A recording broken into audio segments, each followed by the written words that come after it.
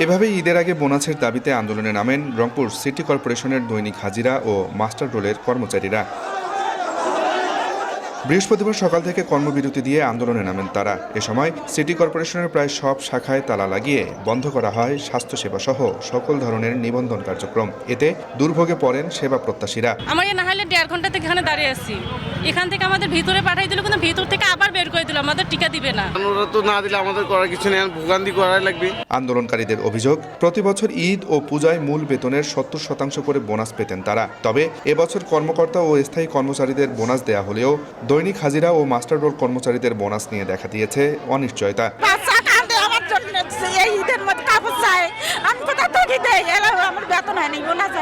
আমাদেরকে নাকি বোনাস দিবেন না, এটা কি তাদের উচিত? ঈদের আর 1 সপ্তাহ বাকি আছে, এখন পর্যন্ত আমরা কোনো বোনাস পাইনি, কিন্তু আমাদের যারা পার্মানেন্ট স্টাফ তারা অলরেডি 2-3 দিন আগে বোনাস অ্যাকাউন্টে ঢুকে গেছে। এ সময় দ্রুত সমস্যা সমাধানের চেষ্টা চলছে বলে জানান সংশ্লিষ্টরা। যেহেতু তারা ডেইলি বেসিস মানে কি নো ওয়ার্ক নো পেমেন্ট, তাহলে তারা কিন্তু বোনাস বিধিবদ্ধভাবে পায় না। তারা উৎসব করার জন্য অবশ্যই পাবে, তাদের যে আর্থিক যে সুবিধা সেটা পাবে, কিন্তু সেটা কী প্রকারে দেওয়া যায় সিদ্ধান্ত হয়ে যাবে। রংপুর সিটি কর্পোরেশনের মোট কর্মকর্তা কর্মচারীর সংখ্যা 912 জন, যার মধ্যে 674 জন দৈনিক হাজিরা ও মাস্টার রোল হিসাবে কাজ করেন।